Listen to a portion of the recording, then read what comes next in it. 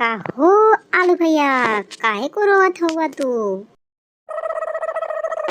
का बताई बैगनिया, जब से ये नैका आलू आइल बा तब से हमार भाव एकदम गिर गल बा और ओकर भाव एकदम बढ़ गल बा। हमके कोई पूछते ना बा।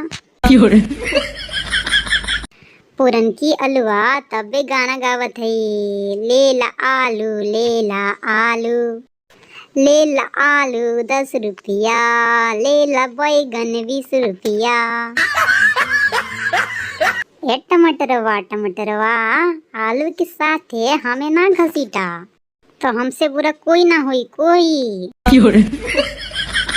देखा था बैगनी, देखा था एक टमाटरवा तो हम सभी के मजाक उड़ावत बा, मजाक।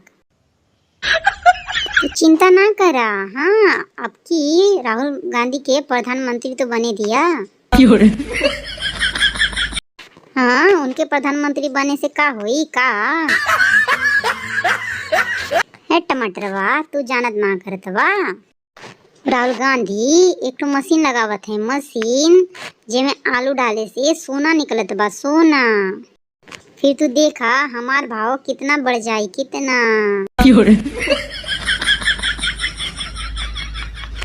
अरे आलू भैया तू गुस्सा ना करा, उस मशीन में ना हमहू के डलवा दिया, हमहू के, जनो हमरो भाव बढ़ जाई भाव।